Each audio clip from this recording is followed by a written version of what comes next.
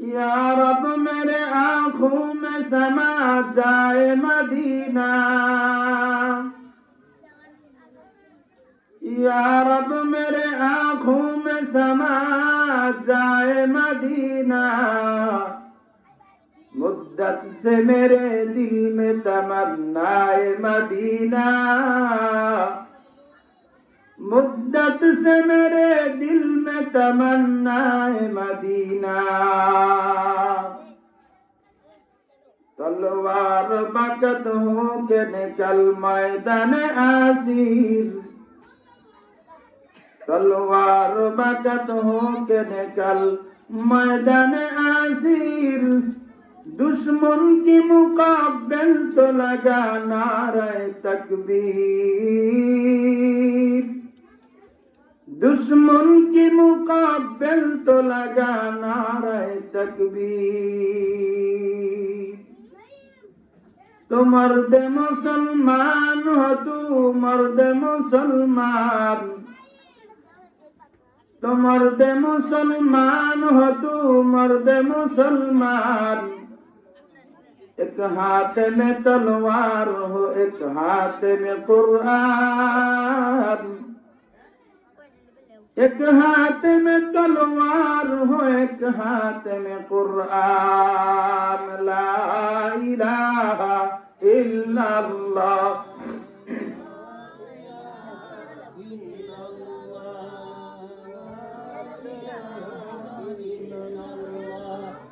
ला इलाहा इल्लल्लाह, ला इलाहा इल्लल्लाह, ला इलाहा इल्लल्लाह मुहम्मदुर रसूलुल्लाह सल्लल्लाहु अलैहि वसल्लम। मुअज़्ज़ज़ मोहतरम, সম্মানিত সম্ভবপুর নিবাসী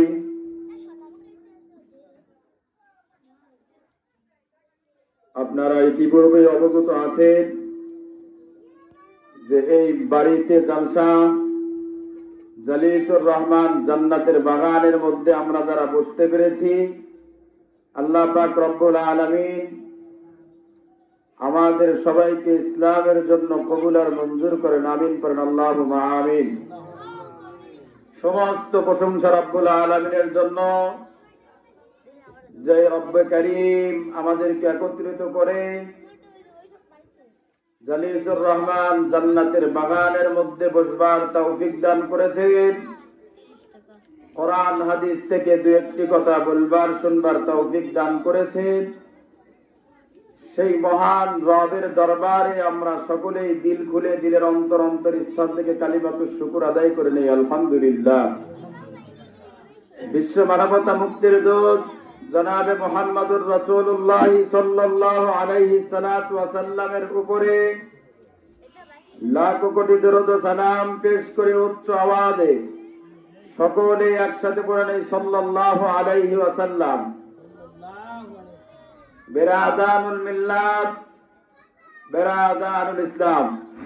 মোহতারাম হাজিরিন, কোরআনুল কারীমের মধ্য থেকে কয়েকটা আয়াতে কারিমা তেলাওয়াত করেছি, হাদিসের মধ্য থেকে একটা হাদিসে কারিমা তেলাওয়াত করেছি। তেলাওয়াতকৃত আয়াত এবং তেলাওয়াতকৃত হাদিসকে সামনে রেখে আমরা প্রত্যেকটি কথা শুনবো এবং বলবো ইনশাআল্লাহ। যাই হোক, এখনো যারা আমরা বাহিরে ঘোরাফেরা করতেছি, আমি আপনাদেরকে আবারও দৃষ্টি আহ্বান করব, আপনারা প্রত্যেকেই জান্নাতের বাগানের মধ্যে বসে যান। আমরা প্রথম অবস্থায় বুঝবো না যে এই জান্নাতের বাগানের মধ্যে বসার কি ফজিলত আছে। সেই ফজিলতটা আমাদের প্রত্যেকের জানার দরকার, কথা কোন ঠিক না ঠিক? জালালউদ্দিন সৈয়দ রহমাতুল্লাহি আলাইহি ওনার কিতাবের মধ্যে লেখেন, আল্লাহর কোন বান্দা যখন জান্নাতের বাগানের মধ্যে বসে,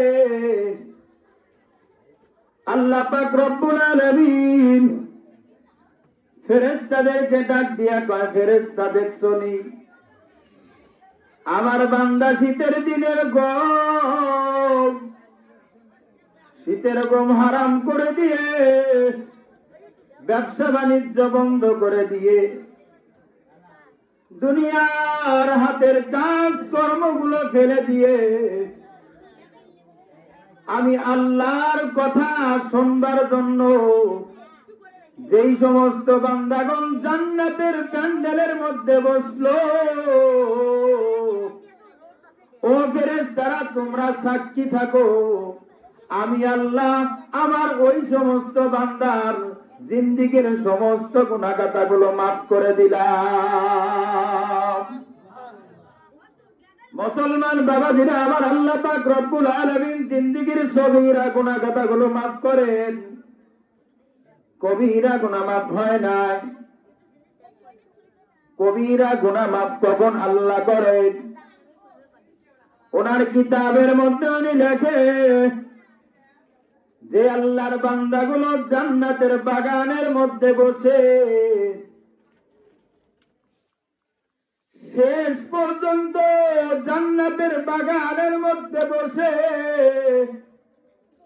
আখিরি মুনাজাতে যেই মুনাজাতটা হয়, ওই মুনাজাতের সময় যদি চোখের এক ফোঁটা পানি আল্লাহর দরবারে কেউ ফেলা দেয়, আমার আল্লাহ কয় ফেরেশতা সাক্ষী থাকো, লিখে রাখো, আমি আল্লাহ আমার ওই বান্দার জিন্দেগীর সমস্ত কবিরা গুনাহগাতাগুলো মাফ করে দিয়ে ওই বান্দাকে আমি আল্লাহ জান্নাতি মানুষ হিসাবে বাড়িতে ফিরায় আনে।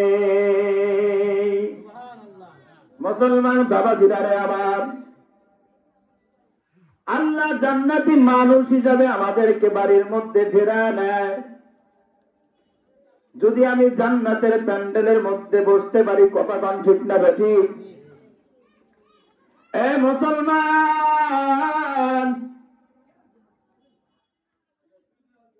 কত সময় কত জায়গায় ব্যয় করে কোনো খবর থাকে না রে ভাই। আমার আল্লাহ কিয়ামতের ময়দানে বান্দার ছোট্ট ছোট্ট ওসিলা খুঁজবে। আল্লাহ কয় ফেরেশতা দেখো আমার বান্দার কোন ছোট্ট আমল আছে নাকি। ওই সময় আল্লাহর ফেরেশতারা আল্লাহর সামনে ওই বইটা দিবে। আল্লাহ পাক রব্বুল আলামিন দেখে বলেন, ও ফেরেশতা, এই বান্দার কোন আমল আমার পছন্দ হয় নাই। ওই যে সম্ভবপুর অমক মানুষের বাড়িতে জালসা হয়েছে, ওই জালসার মধ্যে বসে আমার বান্দা কোরআন হাদিসের আলোচনা শুনছে। ও ফেরেশতা তাকায় দেখো, অমক দিন অমক জায়গায় জালসা হয়েছে, ওই জালসার মধ্যে বসে আমার বান্দা আলোচনা শুনেছে। ও ফেরেশতা, আমি আল্লাহ আমার বান্দার ওই আলোচনা শোনার বিনিময়ে আমি আল্লাহ আমার বান্দাকে জান্নাতের ফয়সালা করে দিলাম। মুসলমান বাবাজিরা রে আমার, এমন একটা মাসের মধ্যে পা রেখেছি আমরা আল্লাহর বড় নিয়ামত, যে আল্লাহ এত সুন্দর মাস আমাদেরকে দান করলেন। এই মাসের নাম হচ্ছে রজব মাস। কিসের মাস? রজব মাসের এত ফজিলতপূর্ণ মাস, যেই মাসে আল্লাহ পাক রব্বুল আলামিন যুদ্ধ পর্যন্ত নিষেধ করে দিয়েছেন, হারাম করে দিয়েছেন। এই মাসে যদি কোনো বান্দা আমলের নিয়তে একটু নফল আমল গুলো করে, আল্লাহ পাক রব্বুল আলামিন ওই নফল আমলটাকে 70 গুণ বৃদ্ধি করে দেয়। সুবহানাল্লাহ, আওয়াজ দিয়ে বল সুবহানাল্লাহ। মুসলমান বাবাজিরা আমার, কোরআনুল কারীমের মধ্য থেকে আয়াতে কারিমা তেলাওয়াত করেছি। এই রজব মাসেই কিন্তু আমার নবীর মিরাজ হয়েছে, কথা কোন ঠিক না ঠিক? আল্লাহ কোরআনুল কারীমের মধ্যে জানা দেয়, সুবহানাল্লাযী أسرى بعبده ليلا من المسجد الحرام إلى المسجد الأقصى الذي باركنا حوله لنريه من آياتنا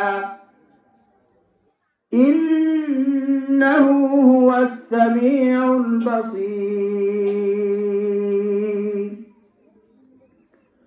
পবিত্র মহান আল্লাহ তিনি তার বান্দাকে বরকতময় রাত্রিতে মসজিদে হারাম থেকে শুরু করে নিয়ে মসজিদুল আকসায় পৌঁছায় দেয়। মসজিদুল আকসা থেকে আল্লাহ পাক রব্বুল আলামিন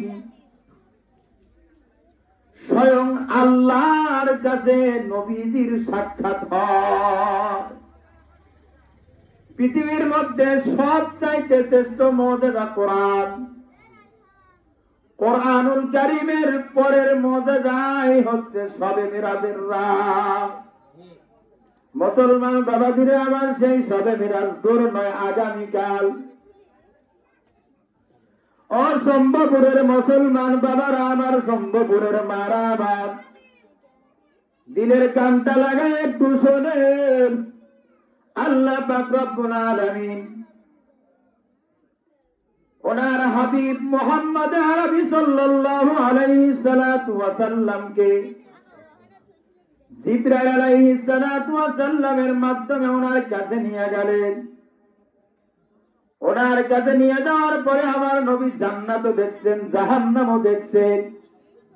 কার কি উপায় হবে সেটি ফাও নবী দেখে আসছে। আল্লাহ এই কপালটা অন্য কোন নবীকে দেন নাই। এর সম্ভবপুরের যুবক ভাই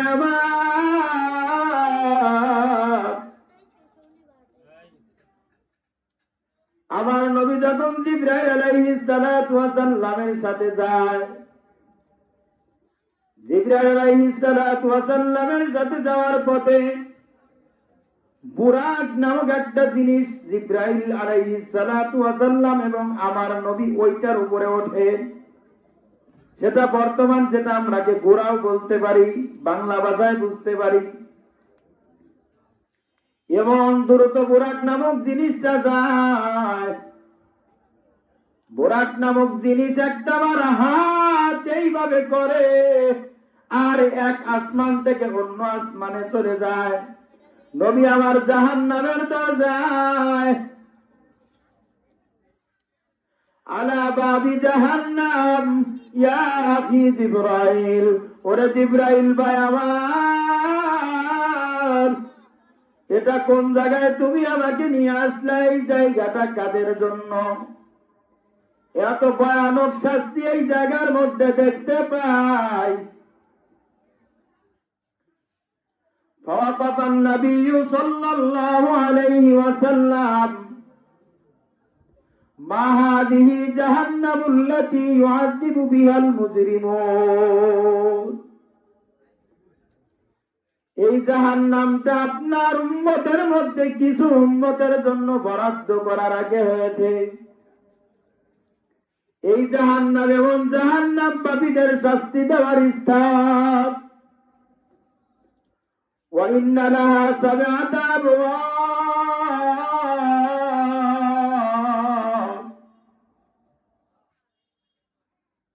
এই জাহান্নামের 7টা দরজা রয়েছে। এই জাহান্নামে 7টা দরজা রয়েছে। সেই দরজার মধ্যে কারা পড়বে? নবী আমার উম্মতের মাঝে জানা দেয়, ও সাহাবারা, তোমরা তোমার পরবর্তী মানুষদেরকে বলিয়া দিও, তারা যেন এই সমস্ত কাজকর্মের মধ্যে লিপ্ত না থাকে। নবী আমার পাপীদের শাস্তি দেখে এবং বলতে থাকে, এই জায়গার মধ্যে আমার উম্মতেরাই থাকবে। ও মুসলমান বাবাজিরা আমার, দিলের কানটা লাগা একটু শোনে। নবী আমার জাহান্নামের দরজার দিকে তাকায় দেখে আর নবীর চোখ দিয়ে টপ টপ করে পানি পড়ে। প্রথম সময় এমন একজন এমন কিছু লোকের দিকে তাকিয়ে আছে। নবী আমার ডাক দিয়া কয়, ভাই জিবরাইল রে, এই সমস্ত লোকজন কারা যাদেরকে আল্লাহ কঠিন যন্ত্রণাদায়ক শাস্তি আগুনের মধ্যে পোড়াচ্ছে? জিবরাইল আলাইহিস সালাতু ওয়াস সালাম বলেন, মায়ার নবী আমার, দুনিয়ার মধ্যে যারা ধর্মদ্রোহী ছিল তাদের জন্যই আল্লাহ এই শাস্তি ব্যবস্থা করে রেখে দিয়েছে। দ্বিতীয় নাম্বারে নবী আমার আরেক দরজায় তাকায়, ওই জায়গার মধ্যে দেখে কিছু লোক তাদের মুখ থেকে রক্ত বের হচ্ছে, তাদের মুখ থেকে রক্ত বের হচ্ছে, কান থেকে ধোঁয়া বের হচ্ছে, কানের দিক থেকেও রক্ত বের হয়। নবী আমার জানতে চায়, ভাই জিবরাইল রে,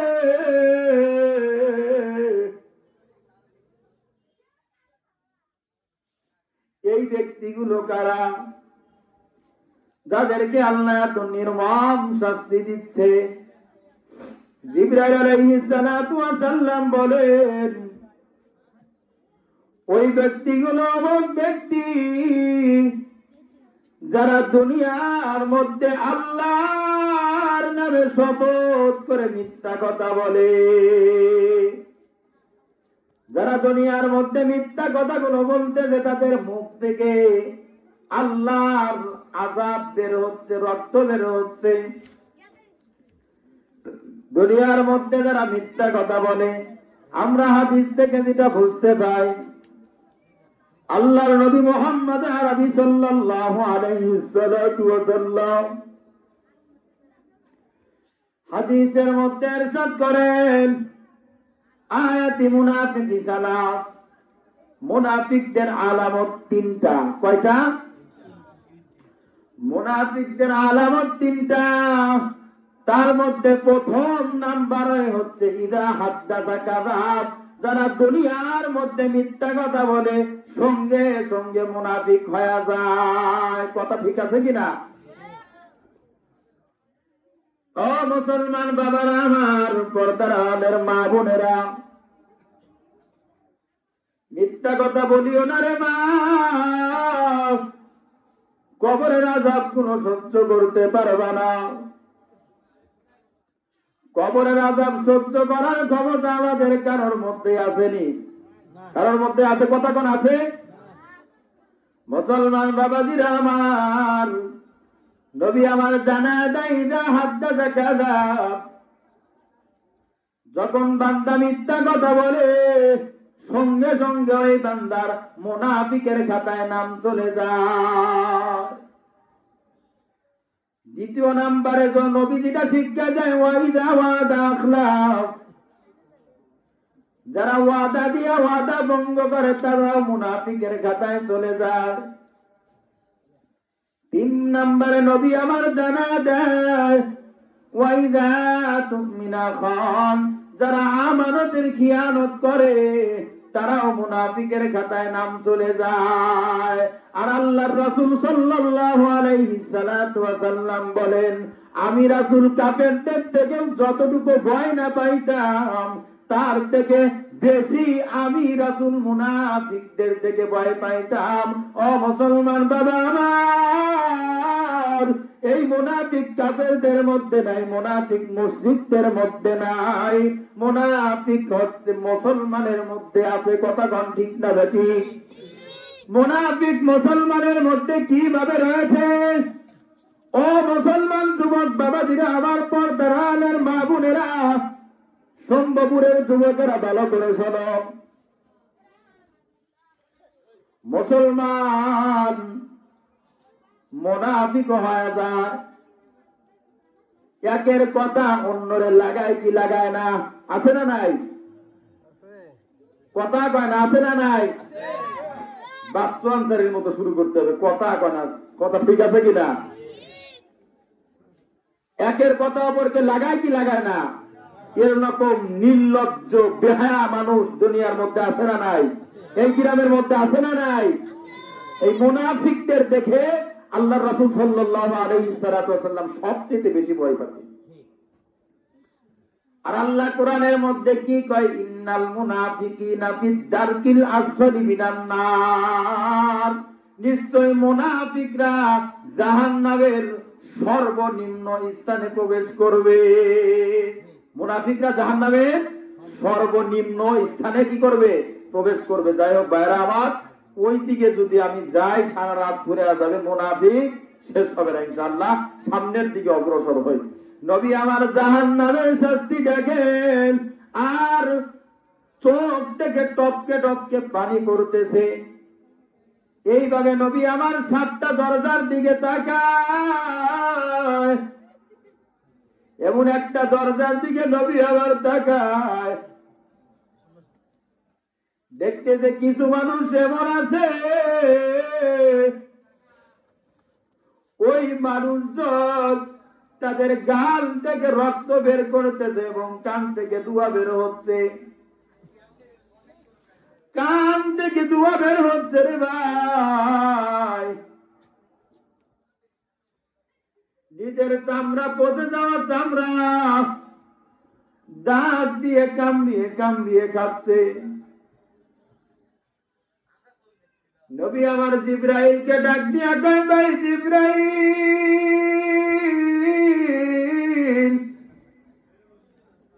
ওই ব্যক্তিগুলো কারা যারা এইরকম অবস্থার মধ্যে আছে? জিবরাইল আলাইহিস সালাতু ওয়াস সালাম নবীকে ডাক দিয়া কয়, মায়ার নবী আমার, এটা আপনার উম্মতের মধ্যে একদল উম্মত যারা দুনিয়ার মধ্যে সুদ ঘুষের মধ্যে লিপ্ত ছিল। এই সমাজের মধ্যে সুদ ঘুষ আছে কিনা? আছে। এই সমাজের মধ্যে সুদখোরের কাল কিয়ামতের ময়দানে কি আযাব হবে সে কথা আল্লাহর রাসূল সাল্লাল্লাহু আলাইহি ওয়াসাল্লাম জবান থেকে বলেন এবং চোখ দিয়ে কি করছেন? দেখছেন। তাদের কি শাস্তি হবে এবং যারা এই সমস্ত কথাগুলো অবিশ্বাস করে, বিশ্বাস করে না, তাদেরও এই সমস্ত শাস্তির আওতায় আনবেন আল্লাহ কিয়ামতের ময়দানে। কথা 100% সত্যি। জাহান্নামীদের এমন শাস্তি হবে রে ভাই, জাহান্নামীরা পানি পানি করে চিৎকার মারলেও লাভ হবে না। আল্লাহ কোরআনে কয়, লা ইয়াযুকুনা ফিহা বারদান ওয়ালা শারাবা, জাহান্নামীরা যখন পানি পানি বলে চিৎকার মারবে,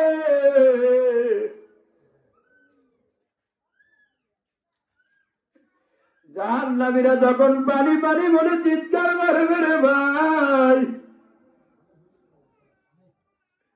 ওই দুনিয়ার মধ্যে যে সমস্ত রক্ত পুঁজ ছিল,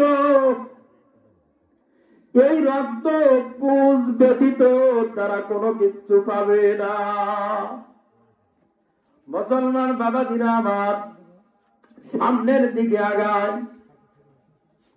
সামনের দিকে আগায়। নবী আমার জান্নাতও দেখলেন, জাহান্নামও দেখলেন, আল্লাহর সাথে সরাসরি সাক্ষাতে চলে গেলেন।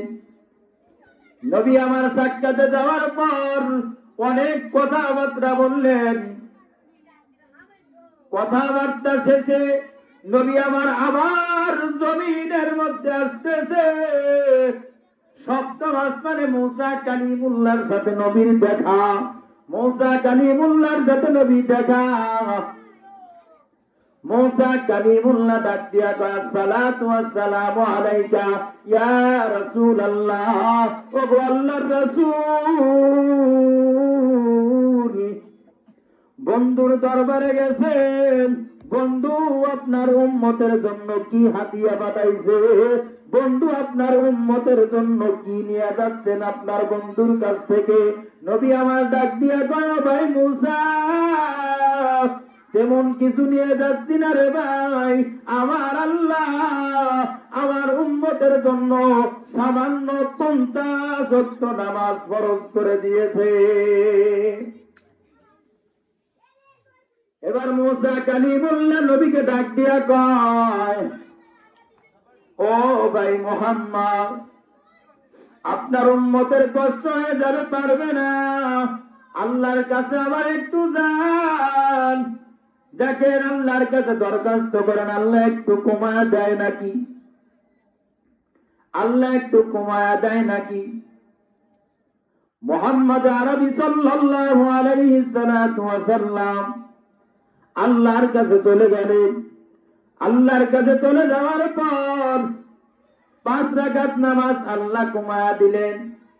পর্যায়ক্রমে 10 বার দেওয়ার পর 5 রাকাত নামাজ আল্লাহ পাক রব্বুল আলামিন এই উম্মতের জন্য ফরজ করে দিয়েছেন।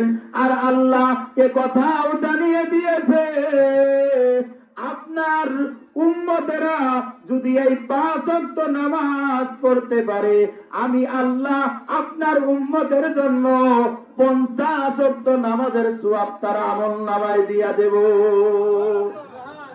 মুসলমান বাবাজিরা আমার, এজন্য 5 ওয়াক্ত নামাজ পড়ার দরকার আছে না নাই? বরকতময় রাত্রিতে আল্লাহর রাসূল এগুলো আমাদের জন্য নিয়ে আসলেন। যারা 5 ওয়াক্ত নামাজ পড়বে 50 ওয়াক্তর সওয়াব আল্লাহ আমাদেরকে দান করবে। ওরে ভাই, দুনিয়ার মধ্যে থেকে কে কখন যাব কেউ জানি না, কথা কম ঠিক না বেটি? কিন্তু দুনিয়ার মধ্য থেকে চলে যাইতে হবে, এ কথাও ঠিক। দুনিয়ার মানুষ আল্লাহকে অবিশ্বাস করে, রাসূলকে অবিশ্বাস করে, কিন্তু একটা জিনিস কেউ বিশ্বাস করতে পারে না, সেই জিনিসটার নাম হচ্ছে মৃত্যু। কথা কম ঠিক না বেটি? সেই জিনিসটাকে দুনিয়ার মানুষ অস্বীকার করতে পারে না। আর সেজন্যই আপনাদের সামনে আয়াতে কারিমা তেলাওয়াত করেছি। আমার আল্লাহ ডাক দিয়া কয়, আইয়ুহাল্লাযীনা আমানু,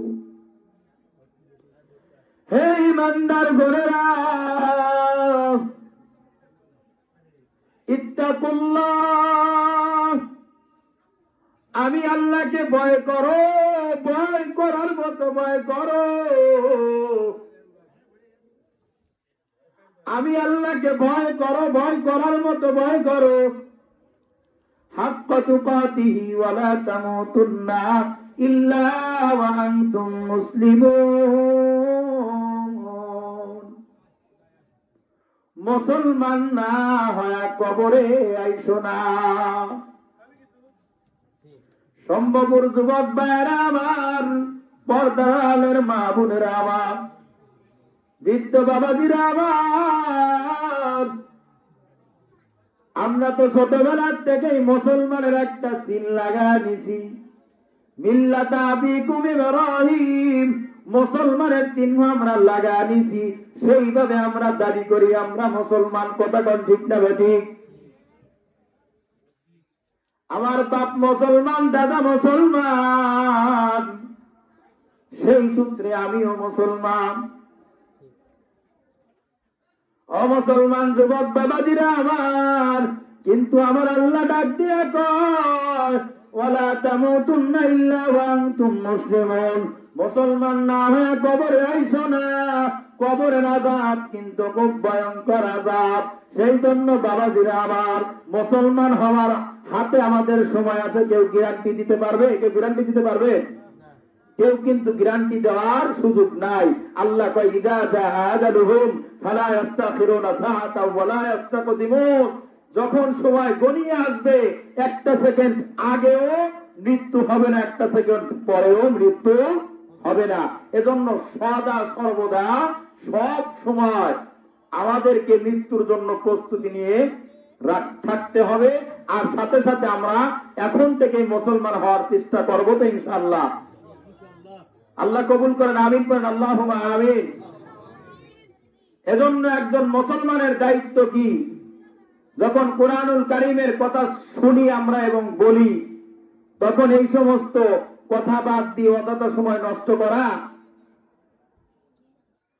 আল্লাহ কুরআনুল কারীমের মধ্যে বলেন, ওয়াকালাল্লাযীনা কাফারু লা তাসমাউ লিহাযাল কুরআন ওয়ালগাউ ফীহি লাআল্লাকুম তাগলিবুন। আল্লাহু আকবার। আল্লাহ তারপর অন্য একটা আয়াতে কয়, ওয়াইদা কুরিয়াল কুরআন ফাসতামিউ লাহু ওয়া আনসিতু লাআল্লাকুম তুরহামুন।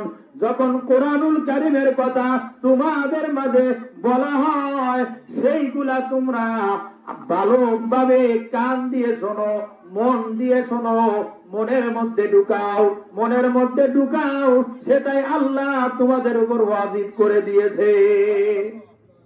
আল্লাহ তোমাদের জন্য কি করে দিয়েছে? ওয়াজিব করে দিয়েছে। এজন্য প্রিয় ভাইয়েরা আমার, এখনো যারা আমরা বাহিরে ঘোরাফেরা করতেছি, আমি আবারও আপনাদেরকে দৃষ্টি আহ্বান করব, প্রত্যেকেই জালিসুর রহমান জান্নাতের বাগানের মধ্যে বসে যান এবং আমরা এখন সাথে সাথে সকলে আল্লাহকে একটু ডাক দেই। আল্লাহ বলে, আল্লাহ আল্লাহ আল্লাহ। সবাই জোরে জোরে আল্লাহ।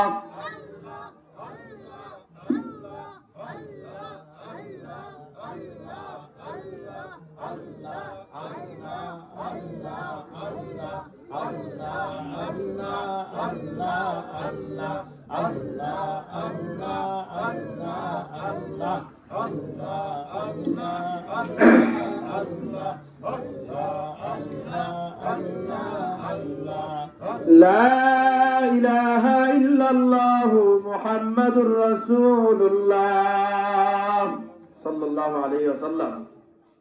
মুহতারাম হাজিরিন, এ পর্যন্ত আলোচনা করলাম শবে মিরাজ থেকে আল্লাহ রাসূল সাল্লাল্লাহু আলাইহি সাল্লাতু ওয়াসাল্লাম আমাদের কাছে হাদিয়া আনলেন কয়েকটা নামাজ, 5 ওয়াক্ত নামাজ। এই 5 ওয়াক্ত নামাজ যদি কোনো মুসলিম পড়তে পারে তাহলে আল্লাহ সওয়াব দিবেন কয় ওয়াক্তে? 50 ওয়াক্তের নামাজের সওয়াব আল্লাহ দিবেন। সেজন্য আমরা প্রত্যেকে এখন থেকে 5 ওয়াক্ত নামাজ পড়ার চেষ্টা করব তো ইনশাআল্লাহ। আল্লাহ তৌফিক দান করেন, আমিন করেন, আল্লাহুম্মা আমিন। যেহেতু মৃত্যুর সময় আমাদেরকে বলে আসবে না, সেজন্য প্রত্যেকটা সময় আমাদেরকে মৃত্যুর জন্য প্রস্তুতি নিতে হবে। আল্লাহ রাসূল সাল্লাল্লাহু আলাইহি সাল্লাতু ওয়াসাল্লাম জমিনের মধ্য থেকে চলে গেছে, শবে মিরাজ নিয়ে আসছে। বিদায় হজের সময় এইভাবে শুরু করলে সারা রাত চলে যাবে, শেষ হবে না। সেজন্য মাঝখান থেকে কিছু পয়েন্ট আপনাদেরকে বলি। বিদায় হজের সময় রাসূল কারীম সাল্লাল্লাহু আলাইহি সাল্লাতু ওয়াসাল্লাম ভাষণের মধ্যে বলতেছে, ও আমার সাহাবায়ে কেরাম, আমি রাসূল দুনিয়ার মধ্যে আর বেশি দিন থাকবো না। আমি রাসূল দুনিয়ার মধ্যে আর বেশি দিন থাকবো না। 2টা জিনিস তোমরা আঁকড়ে ধরে রাখো, কখনো পথভ্রষ্ট হইবা না। সাহাবায়ে কেরাম আরজ করলেন, ইয়া রাসূলুল্লাহ, হাবিবাল্লাহ, নবী গো, সেই 2টা জিনিস কি আমাদেরকে একটু বলেন। নবী আমার ডাক দিয়া কয়, তারাক্তু ফিকুম আমরাইন লান তাদিল্লু মা তামাসসাকতুম বিহিমা কিতাবাল্লাহ ওয়া সুন্নাত রাসূলি। 1 নম্বরে হচ্ছে আল্লাহর কোরআন, 2য় নম্বরে হচ্ছে আমি রাসূলের সুন্নাত। 2 জিনিস আঁকড়ে ধরে রাখবা, কখনো পথভ্রষ্ট হইবে না।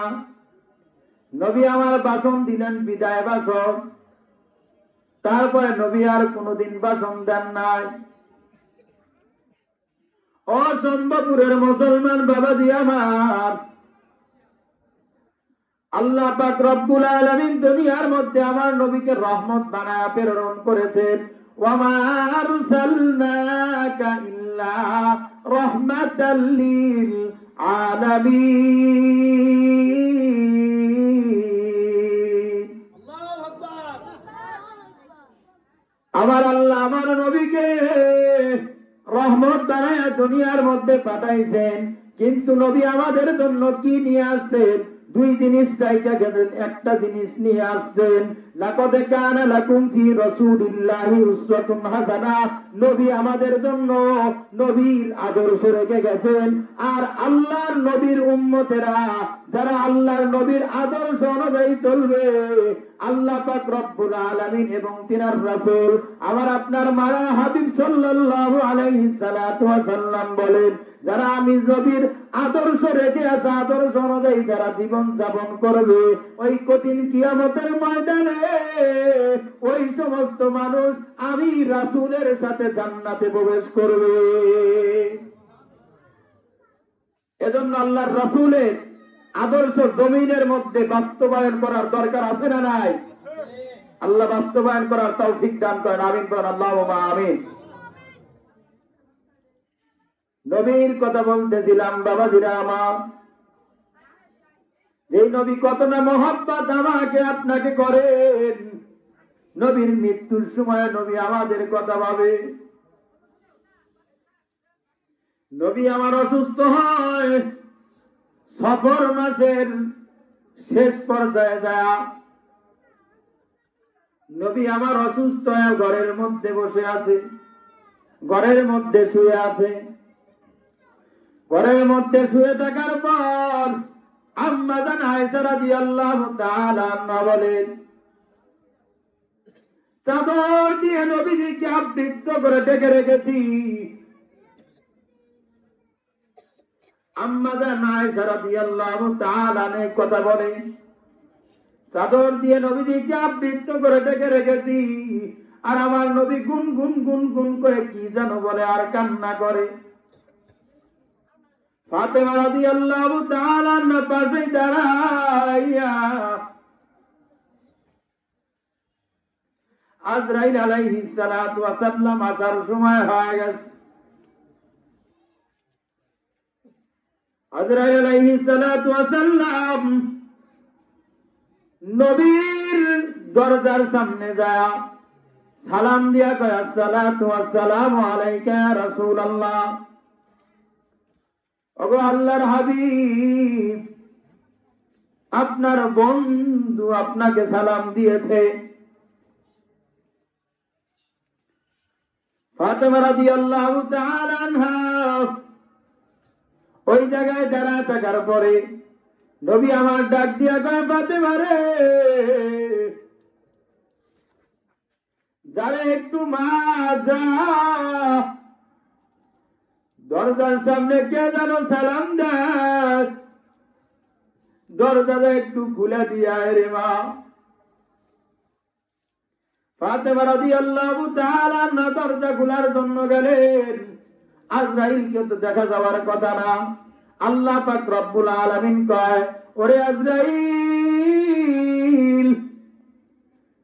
তুমি অন্যরকম একটা রূপ ধারণ করো, তা না হয় আমার নবীর কথা মিথ্যা হয়ে যাবে রে আজরাইল। আজরাইল আলাইহিস সালাতু ওয়াস সালাম দরজার সামনে দাঁড়ালেন, সাদা একটা কাপড় পরে। ফাতেমা রাদিয়াল্লাহু তাআলা আনহা দরজার দিকে তাকালেন, আর আব্বাকে বলেন, ওরে আব্বা যান, দরজায় এমন একটা মানুষ আইসা দাঁড়িয়ে আছে, দুনিয়ার কোন সাধারণ মানুষ নয়। দুনিয়ার মধ্যে আল্লাহর জমিনে পা তার দেখা যায় না, সপ্তম আসমান পর্যন্ত তার মাথাও দেখা যায় না। সুতরাং আব্বা যান, আমার বুঝতে বাকি নাই, আপনাকে নিয়ে যাওয়ার জন্য আজরাইল আসছে, অনুমতি দেব না। নবী আমার ডাক দিয়া কয়, মা গো, অনুমতি দিয়া দাও। আজরাইল কারো কাছ থেকে অনুমতি নেয় না, আমার কাছে আজরাইল অনুমতি নিয়ে আসতেছে। তুমি যদি অনুমতি না দাও, বহু আগেই আল্লাহ আপনাকে অনুমতি দিয়া দিছে। এবার আজরাইল আলাইহিস সালাতু ওয়াস সালাম ঘরের মধ্যে প্রবেশ করলেন। নবীকে ডাক দিয়া কয়, নবী, আপনার জানটা নেওয়ার জন্য আসছি, রূহ মুবারকটা নেওয়ার জন্য আসছি। নবী আমার ডাক দিয়া কয়, আজরাইল একটু অপেক্ষা করো, জিবরাইল আসার আগ পর্যন্ত একটু অপেক্ষা করো রে আজরাইল। জিবরাইল আলাইহিস সালাতু ওয়াস সালাম আসলেন, আর জিবরাইল আলাইহিস সালাতু ওয়াস সালাম বললেন,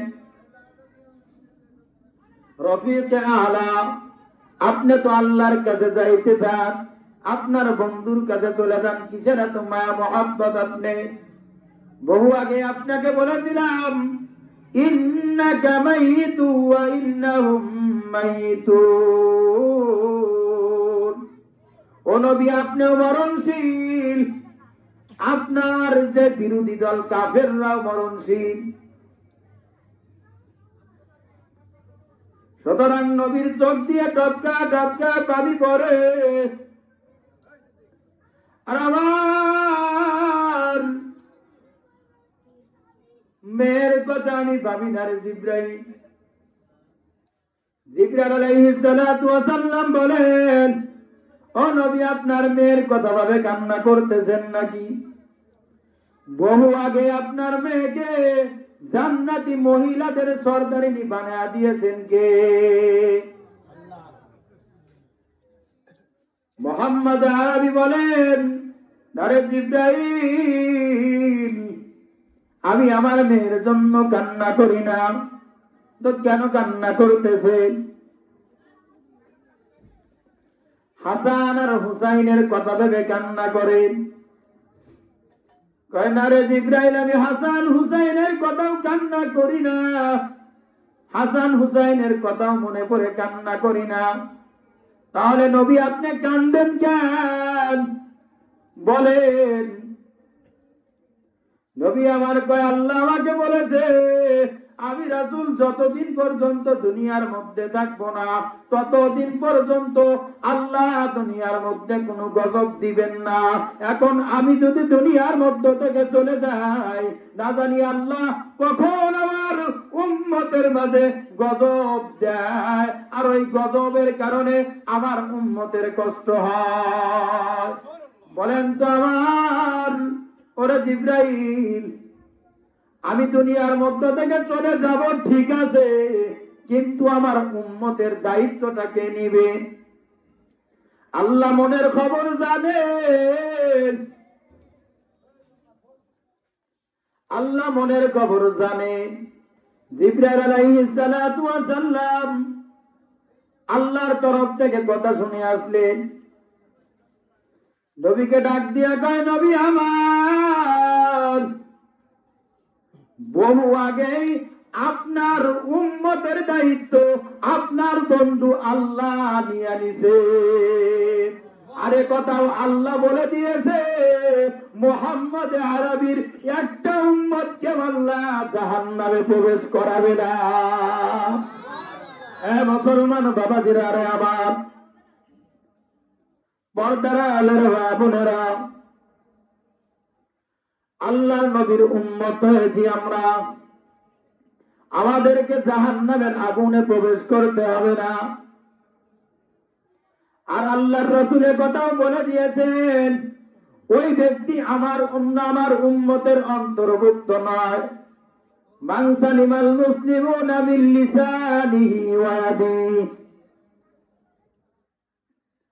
যাদের জবান দ্বারা, যাদের কথা দ্বারা অন্য কোন মুমিন কষ্ট পায়, সে আমার নবীর উম্মতের অন্তর্ভুক্ত হতে পারে না। আমার আপনার জবান দ্বারা মানুষ কষ্ট পায় কি পায় না? এজন্য মুসলমান বাবাজিরা আমার, এখন থেকে শুরু করে নিয়ে, এইখান থেকে শুরু করে নিয়ে আজ পর্যন্ত যতদিন যাকে কষ্ট দিয়ে আসছি তাদের কাছ থেকে মাপ চাওয়া নেব। আর সাথে সাথে আজকের পর থেকে যেন আমার দ্বারা অন্য কোনো মুসলমান কষ্ট না পায়, সেই তৌফিক আল্লাহ আমাদেরকে দান করেন। আমিন করেন, আল্লাহুম্মা আমিন। যেই কথাটা বলতেছিলাম যে আল্লাহ কোন মুসলমান না হয়া কবরের মধ্যে কি করো না, আইসো না। ওরা দুনিয়ার মানুষ আল্লাহ কয় মুসলমান না হয় কবরের মধ্যে আইসো না, মরণের কোনো গ্যারান্টি নাই রে ভাই। আমার আগে আমার ভাই যাইতে পারে, আমার বাবার আগে আমি যাইতে পারি, কথা কোন ঠিক না বেটি? অনেক মানুষ আছে যারা সন্তান হারা ফেলছে, যার সন্তান হারা ফেলছে, বাবা হারাইছে, মা হারাইছে, মা আছে, সন্তান দুনিয়ার মধ্য থেকে চলে গেছে, এরকম মানুষ আছে না নাই? মরণের কোনো গ্যারান্টি আছে? কোন রকম কোনো গ্যারান্টি নাই। কিন্তু তারা দুনিয়ার মধ্যে কি করে গেছে, তাদের জন্য আমরা কি করি? কিছু করার দরকার আছে নিও আছে, তাদের জন্য কিছু করার দরকার আছে অবশ্যই। আমাদের কি আছে তাদের জন্য, কি করব? আল্লাহর রাসূল সাল্লাল্লাহু আলাইহি সাল্লাতু ওয়া সাল্লাম আমাদেরকে শিক্ষা দিয়েছেন, দুনিয়ার কোনো বাবা এবং দুনিয়ার কোনো মা যদি আল্লাহর দরবারে সন্তানের জন্য দোয়া করে, ওই দোয়া আল্লাহ কখনো খালি হাতে ফিরায়া দেয় না। সুবহানাল্লাহ। দুনিয়ার কোন সন্তান যদি ওনার মার জন্য দোয়া করে, আমার আল্লাহ স্বয়ং আল্লাহ পাক রব্বুল আলামিন এ কথাও বলে দিয়েছেন, দুনিয়ার কোন সন্তান যদি তার মা বাবার জন্য দোয়া করে, আসমান আর জমিনের মধ্যে কোনো ফাঁকা থাকে না, ডাইরেক্ট আল্লাহর দরবারে আল্লাহ দোয়া কবুল করে নেয়। ও মুসলমান বাবাজিরা আমার, যেই কথাগুলো বললাম, যেই সূরাটা তেলাওয়াত করলাম, বরকতময় রাত্রিতে আল্লাহ আমাদের জন্য 5 ওয়াক্ত নামাজ ফরজ করে দিয়েছেন, আদব শিক্ষা দিয়েছেন। বেয়াদবের মতো কোনো কাজ করা যাবে? বর্তমান সময় আমরা আমাদের পিতামাতার সাথে বেয়াদবি করি কি করি না? আল্লাহর রাসূল সাল্লাল্লাহু আলাইহি সাল্লাতু ওয়াসাল্লাম বলেন, আল্লাহর কোরআনের মধ্যে ইরশাদ, আমরা আজকে এমন মুসলমান, মা বাবার খোঁজ খবর না নিয়ে বন্ধু বান্ধবের সাথে আড্ডাবাজি করি কি করি না? আড্ডাবাজি করি কি করি না? বন্ধু বান্ধবের সাথে আড্ডাবাজি করি।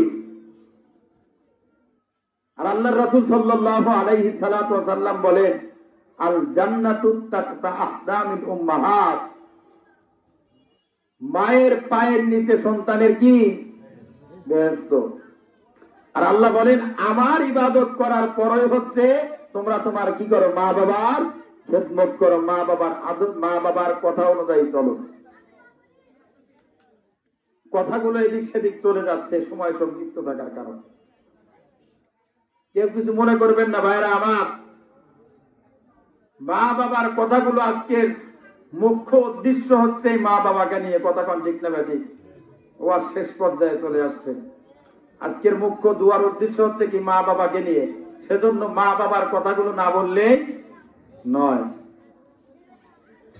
আল্লাহ ডাক দিয়া কয়, ক্বাদা রাব্বুকা আল্লা তা'বুদু ইল্লা ইয়্যাহু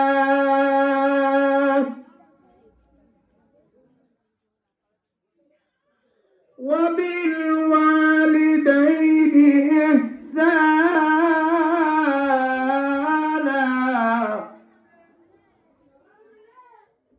আমার আল্লাহ ডাক দিয়া কয়, দুনিয়ার মানুষ, আমি আল্লাহর ইবাদত করো, আল্লাহ তা'বুদু, শুধুমাত্র আমি আল্লাহর ইবাদত করো। ওয়া বিল ওয়ালিদাইনি ইহসানা, তারপরে মা বাবার কথা শোনো, মা বাবার খেদমত করো, মা বাবার খেদমত করো। ওরে যুবক ভাইরা আমার, মা বাবার কেমন খেদমত আমি আপনি করি? মা বাবার খেদমত করে করে আল্লাহ পাক রব্বুল আলামিন মানুষকে পয়গম্বরের সাথে জান্নাতেও দিয়া দিছে। সেরকম ইতিহাস আমাদের জানা আছে। মুসা কালিমুল্লাহ ওনার জামানার ইতিহাস। এক কসাই সারাদিন গোস্ত কাটে, গোস্ত বিক্রি করে, আর মার খেদমত করে। মার খেদমত করে করে ওই কসাই বাড়িতে যাওয়ার পরে মাকে এক লুকমা ভাত খাওয়া দেয়। মাকে ভাত খাওয়া দেয় আর ওই মা দোয়া করে, আয় আল্লাহ, আমার সন্তানকে আপনি, আমি একজন নবীর নাম শুনেছি মুসা কালিমুল্লাহ, আমার সন্তানকে আপনি ওই মুসার সাথে জান্নাতে দিয়ে দিয়ে। পর্যায়ক্রমে আস্তে আস্তে চলে গেলেন। মুসার কাছে খবর চলে আসলো আল্লাহর পক্ষ থেকে, ওরে মুসা,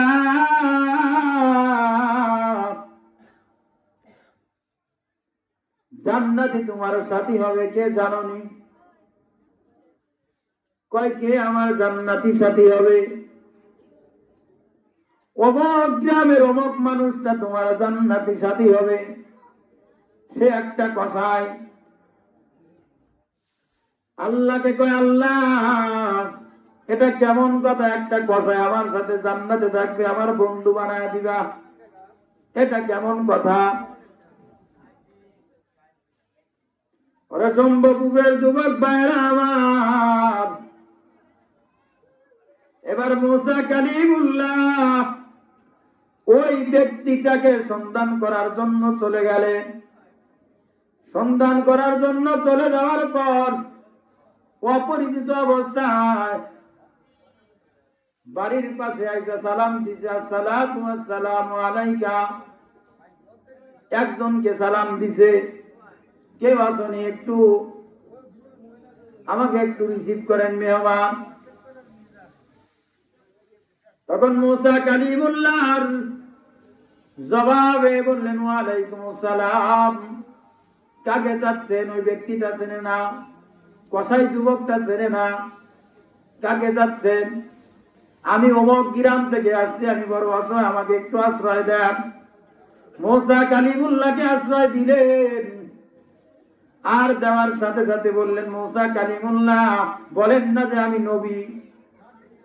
ওনার চুপচাপ বসে আছেন আর আস্তে আস্তে দেখতেছে এই কসাইটা কি কারণে আমার সাথে জান্নাতে যাবে, কোন কারণে আমার সাথে জান্নাতে প্রবেশ করবে।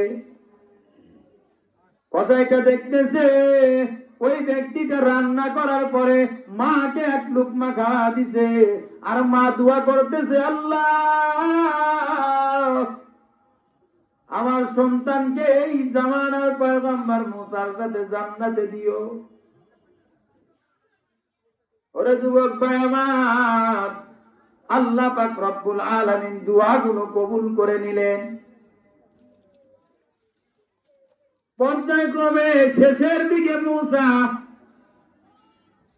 পরিচয় দিলেন, আমি এই জামানার পয়গম্বর, আমি দেখতে আসছি কিসের কারণে তুমি আমার সাথে জান্নাতে প্রবেশ করবে। কারণ একটা পাইলাম, তোমার মার খেদমত করার কারণে আল্লাহ তোমাকে আমার জান্নাতি বন্ধু বানায়া দিছে।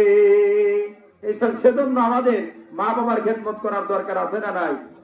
আল্লাহ কয়, ওয়াকাদা রাব্বুকা আল্লা তা'বুদু ইল্লা ইয়াহু ওয়া বিল ওয়ালিদাইনি ইহসানা। আমার ইবাদত করো, মা বাবার প্রতি উত্তম আচরণ করো। একজন ব্যক্তি রাসূল সাল্লাল্লাহু আলাইহি সাল্লাতু ওয়া সাল্লামের কাছে আসলেন।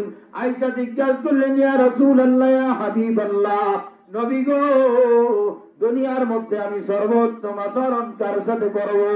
ওই সাহাবায়ে কেরামকে নবী আমার জবাব দেয়, ক্বালা উম্মুকা, তোমার আম্মা। সাহাবাটা আবার প্রশ্ন করেন, নবী গো, তারপরে কার সাথে সর্বোত্তম আচরণ করব? নবী আমার তারপরেও জবাব দেয়, ক্বালা উম্মুকা, তোমার মা। ওই সাহাবাটা আবার প্রশ্ন করলেন, ও নবী, তারপরে কাকে? নবী আমার আবার জবাব দেয়, ক্বালা উম্মুকা, তারপরেও তোমার মা। 4 নম্বরে নবী আমার জবাব দেয়, সুম্মা মান, ক্বালা আবুকা, তারপর তোমার বাবা। মার কথা আল্লাহর রাসূল 3 বার বলেছেন। কেন 3 বার বলেছে? আল্লাহর কোরআন থেকে আমরা যেটা বুঝতে পারি, এক নম্বরে হামালাতু উম্মুহু কুরহা ওয়া ওয়াদাতু কুরহা। দুনিয়ার মধ্যে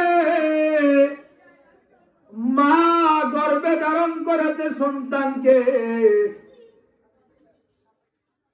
হামালাতু উম্মুহু কুরহা ওয়া ওয়াদাতু কুরহা।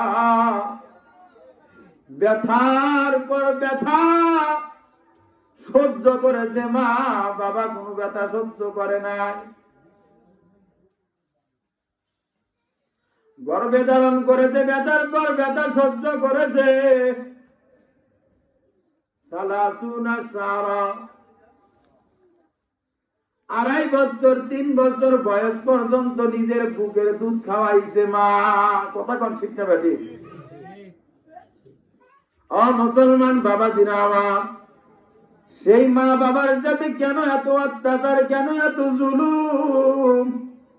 আর আমার আল্লাহ ডাক দিয়া কয় উফি ওয়ালা তানহারহুমা। ওরে দুনিয়ার মানুষ, মা বাবার সাথে উফ শব্দটা পর্যন্ত করিও না, চোখ রাঙায় কথা বলিও না। আল্লাহর রাসূলের হাদিসে এ কথা স্পষ্ট ভাষায় জানা যায়, যারা মা বাবাকে জীবিত পাইল, ওই ব্যক্তিটা যদি জান্নাত না নিতে পারলো, ওই ব্যক্তি ধ্বংস হয়ে যায়। মা বাবা আমাদের জন্য একটা রহমত, কথা ঠিক না বেঠি? সেজন্য আমাদেরকে প্রত্যেকটা মুসলমানের মা বাবার খেদমত করার দরকার আছে না নাই? প্রত্যেকটা মুসলমানের খেদমত করার দরকার আছে তো ইনশাআল্লাহ, করবো তো ইনশাআল্লাহ। আল্লাহ তাওফিক দান করেন, আমিন করেন, আল্লাহুম্মা আমিন।